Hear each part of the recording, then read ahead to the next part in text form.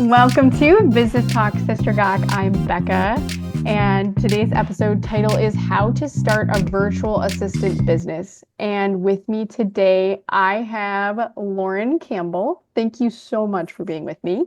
Absolutely. It's a pleasure. And Lauren has had a virtual assistant company for quite some time. So I am super excited about talking to you about this. So, first and foremost, what do you do? Specifically, lately, I have been a executive assistant for six-figure companies the past couple of months.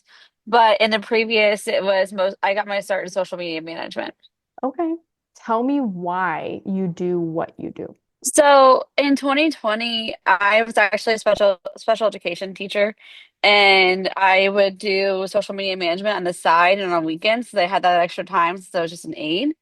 But then I started to grow it, and then when everything shut down in Ohio, because we were one of the first ones to shut everything down, I helped a lot of the small businesses in our community switch to like online marketing, and that's what kind of got my start into Okay. Yeah. Well, that it. definitely was a time where a lot of people that maybe weren't online realized the importance of it for sure. It so was, especially for a lot of like the bars and restaurants that didn't already have like a food truck set up or something like that. It was hard to figure out how to get food to people and people that couldn't get in. Yeah. So let's talk a little bit about how you do what you do. How did you get started with like tools or what did you start realizing as you became like a virtual assistant? A lot. Like I didn't realize how much research would go into it, even though it's one of my favorite things. I've fallen down so many rabbit holes that you don't even want to go down. But it basically I started on Upwork and then I realized I wasn't exactly thrilled with how they had the platform set up, but it built my portfolio enough to know, okay, this is who I work well with. And it just built my portfolio up in general. And then I had a business coach that I actually traded services with. And she's the one that helped me get into like the executive assistant side instead of just virtual assisting. So how did you go from like the social media management to realizing, oh, aha, I am a virtual assistant. Like this is the difference between the two. How did you come to that? When I realized I was doing their entire marketing campaign for my clients under just the social media package, I realized I had a lot of skill sets that they needed in like their whole marketing overview, their branding, like, and then I got in deeper into like integrations and CRMs. And once I started getting into the CRM and scheduling stuff, that's when I realized there was connection there. And at the same time, that's when I started trading services with my brand coach. And she's like, This is literally what you do and who you serve." And she asked me if that was like basically aligned with what I do. And I said, yeah, absolutely. So then I just went with it. And that like kind of escalated my whole entire business this year. Yeah, well, and it's so fantastic that you found somebody to work with where you feel like you can bounce ideas off of and you're not super cost sensitive because you can provide something in return. That's awesome. Exactly. And it's like literally her pain points were mine and mine were hers. So it worked out perfectly. But if someone doesn't have that access, I watched a lot of like YouTube videos in general. So I had a basic understanding of how branding and foundation went for my virtual assistant. And then I just tried different things. Like, okay, I like this, and this. But social media was where I had most of my retainer. Hmm. So that's where I really developed into it. And then all the other skill sets literally just came from that and like watching tutorials. Mm-hmm. Yeah, so tell me about when you say you didn't really think Upwork was the right fit for you. Mhm. What were kind of the things that you saw, like the pros and the cons of getting started there? So the pros were definitely the project ranges because there's all kinds of different people on there. And it gave me a chance to like learn new skills all the time and start with this, like basically I would start with a small social media contract. And then I'd say, hey, like I know how to do email marketing or I want to learn how to do CRM integration.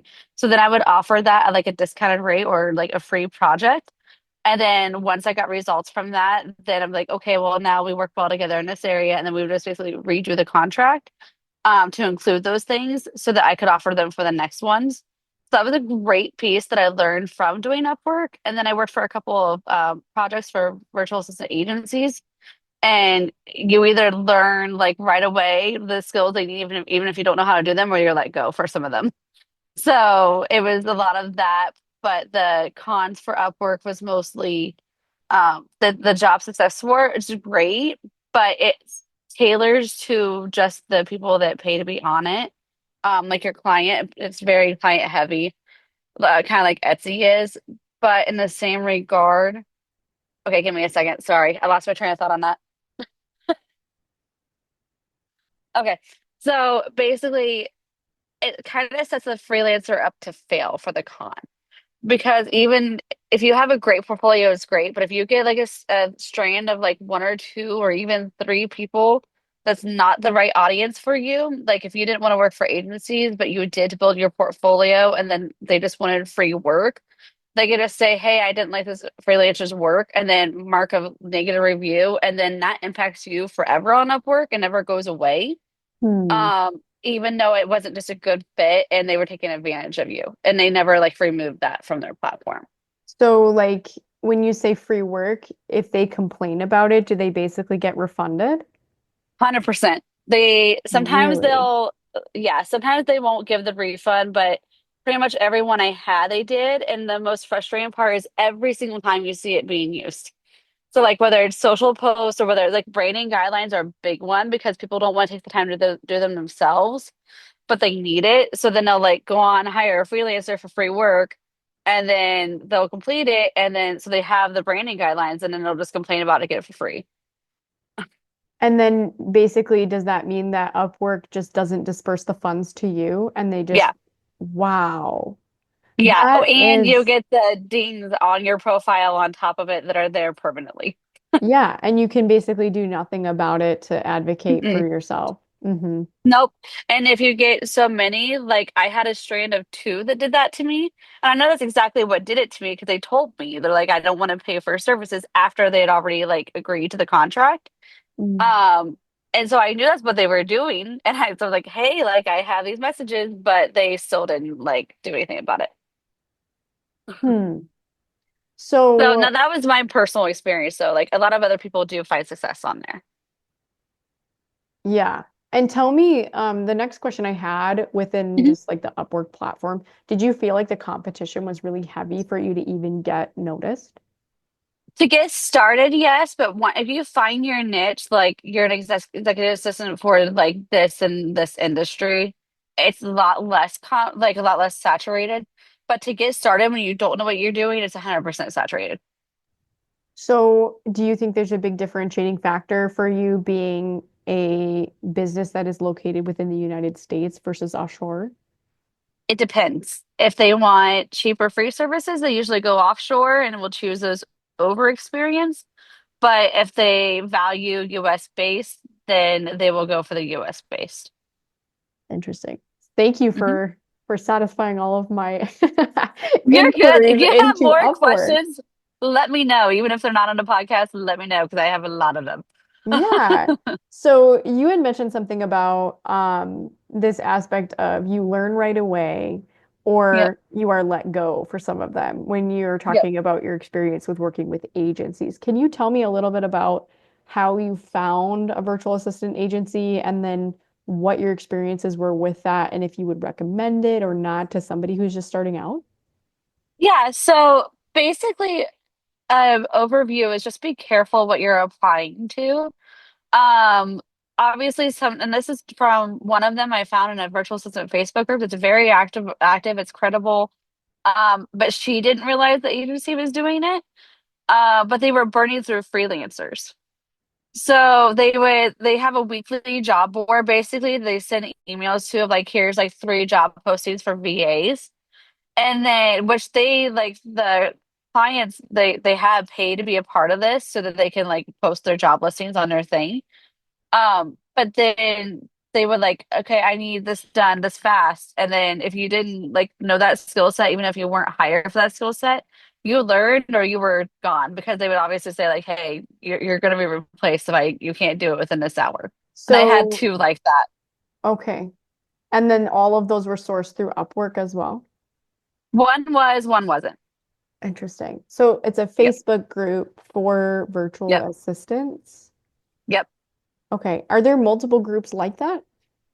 There are, and most of the postings are completely legitimate on a lot of those Facebook groups. It was just that one agency that she didn't realize was an issue yet. Um, but most of them are pretty credible. I can give a list of the two that I really like for them. And the groups themselves are helpful because like there are other VAs that ask questions all the time. So they have different hashtags for their groups, like job opportunities or ask questions or advice, etc. And VAs can ask questions in them and grow from each other, which is fantastic. Um, but yeah, that was basically the two that I have, with the one from UpWorks that I found, and then this one. But I've worked for a couple other agencies and did products for them, and they were totally fine. Yeah. And what resources would you recommend somebody check out? Like, are there specific groups that you say you had mentioned that you would love to share? Yeah, Bree Kane has one. I'll give you the direct link for hers, and then I forget the name of the other one. Please don't kill me, Rebecca. I will send it to you at the end. That's all right. Don't worry. It's it's by Abby something, but it's Virtual Assistant Savvies. So those are the two that I recommend. But I'll drop the links for you, Okay. or give you the links. And could you repeat that virtual assistant savvies? Yep, SAVVIES. Okay. Awesome. And those are both on Facebook, correct? Yep, yep, and the both I believe are free to join. Okay.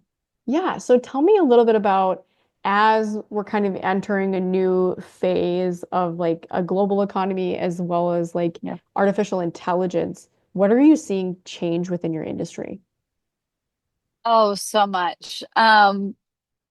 I kind of the V if you know how to work AI and you can train ChatGPT, you're gonna be miles ahead of everybody else, especially the job listings and things.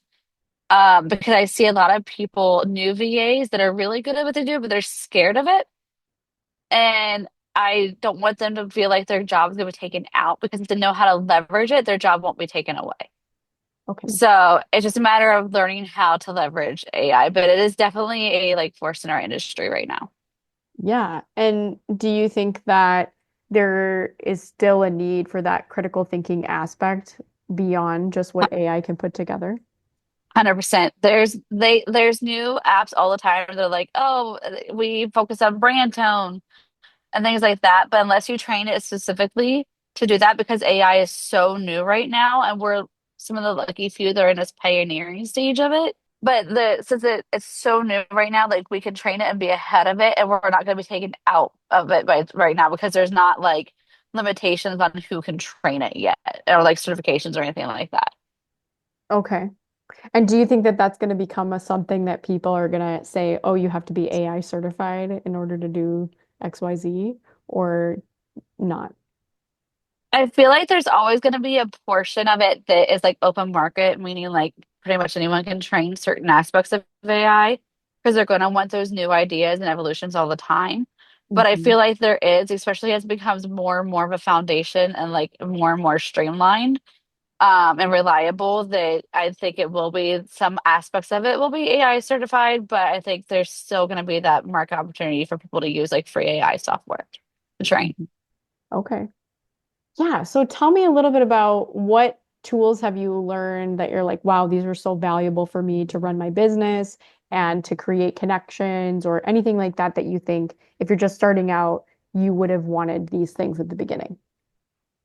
Go high level 100%. Got a steep learning curve. But once you get it, that makes you in the blue ocean skill set of like the 1% of freelancers, because then you have a certain skill that's in high demand. And it covers everything from like pipeline integration, sales cycles, etc. for companies. The higher you get in virtual assisting. But for like basic tools, Metrical is great for social media marketing. And honestly, learn Google spreadsheets and Notion, they're going to be your best friends. Okay, so tell me, you said high level. Is that the first one? Yeah, go high level. Oh, okay. That's the name of it. And is it like Yep. a specific software that does CRM or something, or what does it do? It's everything. So it does, it's basically you can put your website on it, but you can also track all of your SMS, email, all your marketing campaigns all in one spot. And you can literally create your own pipelines. So like if you have like meetups, or if you meet people on Instagram that could be potential clients, you can literally onboard everything into one spot. Okay. And so you Yep. become proficient at specific softwares, and you think Mhm. that that has given you a competitive advantage? 100%. Okay. Awesome. And then repeat the other two because I just want to make sure I have them. You're good. Metricool, it's Metricool, and that's a social media scheduling software. Oh, yes. Okay. Yep, that's my favorite one. Like I know there's all kinds of them, but that's the one that I've like really gravitated towards. Okay. Is there like a specific like advantage to that one that you have found? So basically they seem to be the most on trend with their like development, whereas like Hootsuite seems to be lacking in their like new developments and updates. They seem to be pretty like consistently updating our software. Mm-hmm. Okay. So I had a question for you about when you started getting out there and agreeing to new opportunities, what did you do to create like a contract? Was it just more like a letter of engagement, or did you have like, here's my package monthly, or did you do it hourly? What has worked for you, and what did you learn through that process? Yeah, so at the beginning, Upwork kind of does like that contract for you in the sense that you both agree to a like a payment or my project milestone, etc. So I kind of had that foundation of how to create a project or contract to begin with from Upwork. But from there, like I started as an hourly rate because I that was the least risk for like business owners. That you both can come to agreement on hourly rate and then they can set how many hours per week they want. The danger in that is because it turns into if you get work fixated easily, that you think, okay, if I'm not working right now, I'm losing that amount of money. So as you get more and more clients, in the beginning, it's not that much big of an issue, but that's where I got to when I got to like I had a lot of clients that were all hourly. And then you feel like you're struggling, like trying to juggle everyone's meetings and everyone's like task list and what's high priority because it's at some point multiple track contracts are going to have the same high priority items. Mm-hmm. So what I decided to do was shift. So I only had like two hourly base and the rest were monthly retainers. So you can even break your monthly retainer down by like hour, like the formula can be hours worked times your whatever rate per hour and that Mm-hmm. week. And then they just pay up front. So they still see, okay, that's the amount of hours worked. I know I'm getting value for the deliverables in the end. It's not just like a deliverable based service but you see both sides of it. But that's the best advice I've ever given is switch from hourly to monthly retainer once you've built your portfolio and client base. Mm-hmm. Okay. And I just a little thing about Lauren for you who all are listening. I actually reached out to Lauren to do this podcast with me because I talked to somebody else who had worked with Lauren, and I said, "Why did you pick this virtual assistant or a VA?" This person had told me, "Well, to be honest with you, I interviewed 30 people, and this was the one resume that I received that was able to translate." Value of services into dollar amounts that were able to say, this is how much value I brought to the business, or I'm paying for myself. And to Yeah. me, that was a huge thing that I think is missing within the VA world, I would say, because people don't get the business side of it. Even though they're running their own business, like they're not Yep. like able to say, here's why I am good at what I do, and here's what I can do for you. And would Yep. you say that that's accurate? 100%. Like you're gonna make me cry, but yes. I know. I'm just like, I'm just going to talk you up for a second because that's why I asked you to be on this podcast.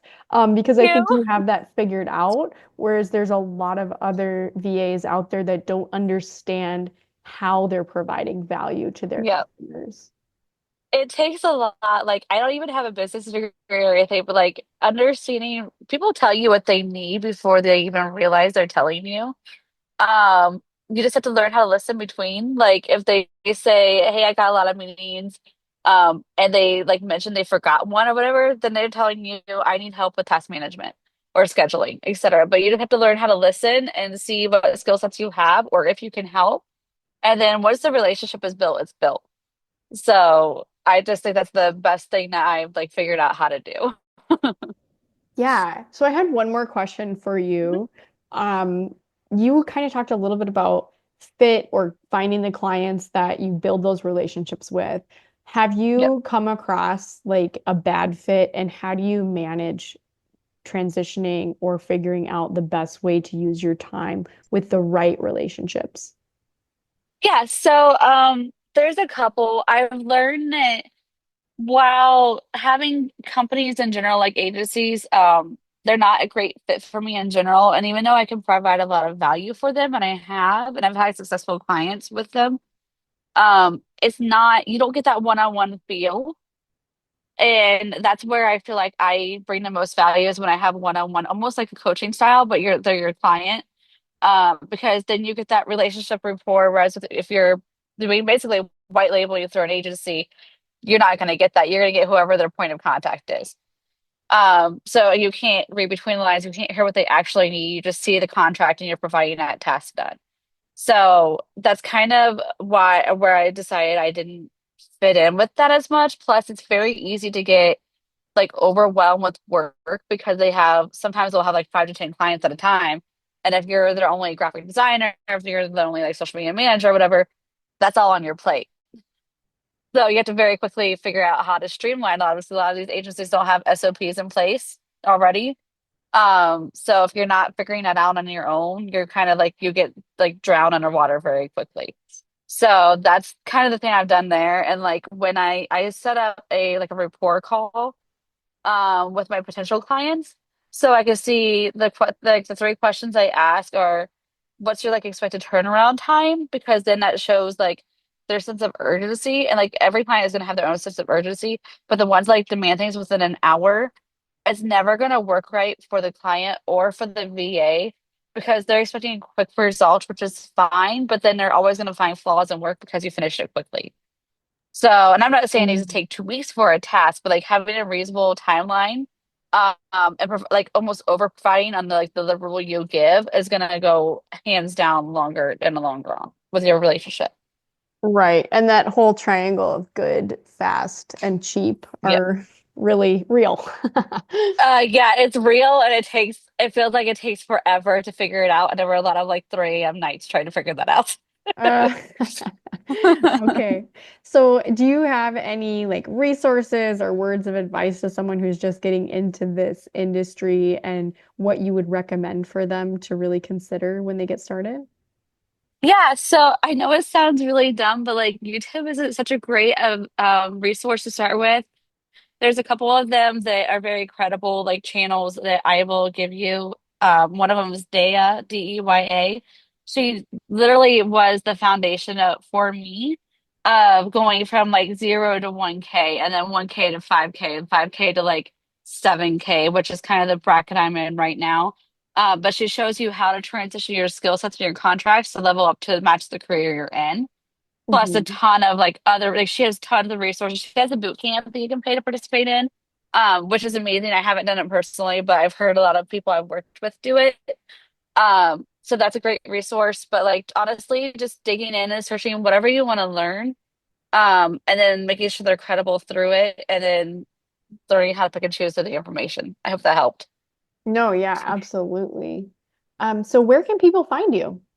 So I have my own website right now. It's laurencampbellcreative.com. And I'll have coordinating socials with it. I just launched like my official brand because I've been a referral base for so long. But now I'm kind of like actually building my like online presence with it. Okay, awesome. And we're going to transition to the gawk portion of this episode Okay. now. And so I know we kind of talked about this a little bit beforehand, but do you have Yep. a story that you want to tell me about? Oh my goodness. Which direction do you want to go? So you were telling me a little bit about a contract where you had to gracefully exit, I guess I would say. Yep. Tell me a little bit about like what led you to that and how did that process happen? So basically, you're presented with pretty much every client you have. You're going to be presented with your marketing materials ahead of time, even if it's just a very basic overview bulleted document. Hmm. Um, and you can kind of see like what they're looking for the goal of their campaign, etc. And then you can kind of see from there like if your own personal business practices align with theirs. And if your gut is telling you something, like completely 100% go with it. Okay. So like as in you're looking at like their value standpoints and you're like, okay, I don't ethically agree or like this Yeah. could cause a problem for me in the future. Yeah. Trust your gut. And if your ethics don't align, think about how it could affect your who your clients you're serving later if they were to see different business practices that you did with different clients. So like get your own business ethics and then just follow them and follow your gut. hmm No, I think that that's really valuable in terms of understanding like where your values are. Because if you end up getting into a situation where somebody says, well, I know you were a part of this project, and that ended up going into a place that represents something, even like on a political standpoint or whatever, all of a sudden Agreed. you get associated with something that you never meant to, even if it was like years later that they Yep. decided to go that way. You know what I'm saying? Yep. All it takes is a quick Google search and you'll be amazed at whatever pulls up. Yeah. No, that's super good advice. Yeah. And I think that I definitely have seen stuff where things have for me been like, oh, this is a gut check of I don't think we're in alignment. And whether it's like Yep. in the turnaround time even, because you just Yep. know that you're never going to keep that person happy long Yeah. term. So like even how we were talking earlier about the turnaround times and red flags, like sometimes at the deeper personality level, they're just not happy with everything in general, and then they can easily like take it out on you, even though it's not your fault at all. Mm-hmm. Yeah, I've definitely seen that to be the case when if you start hearing things from somebody, and I guess this is my gawk a little bit, but if you start Yep. hearing things from somebody like, oh yeah, and like and then this person died and then this happened Yep. or whatever, and they're telling you all this stuff just even in their first initial conversation, and you're like, okay, there may be like grief going on or like Yep. additional conflicts that they're in or whatever, like you're hearing about their Hmm. personal life a little bit, and you're like, whoa, okay, I may be introducing something into my life that comes with a whole bunch of drama that like I'm not Oh even yeah. associated with, but suddenly I'm the person that is getting all of these emotions taken out on me. Yep. Like, A hundred yeah. percent. Literally, that's the way it goes. Like one time, one of the agencies that I did work for, she's like, "We had four graphic designers before you, and if anyone ever tells you that, like that's automatically you know that's not going to work out, no matter what you do for that contract." Mm-hmm. Yeah, or I also have had another red flag for me is when somebody says, "Well, we're working with this person because they told us to work with them after they left their company." Mhm. And I'm Yep. like, "No, you don't take somebody else's customers with you. That's Mm-mm. like that's an No. ethical thing that I don't want to get into your business." NDAs aside, that's an ethical thing right there. Yeah, yup. Reality check for a lot of us of like, oh yeah, humans are humans regardless of where Yep. they are. Yep. Completely. Yeah. Well, thank you so much for being with me today. I really enjoyed this conversation. You too. We need to have more of them. Yeah, and if you guys are interested in checking out Lauren's stuff, again, that was Lauren Campbell Creative. And if Yep. you enjoyed this podcast, you should give it a review on wherever you are listening. And I'll see you next time.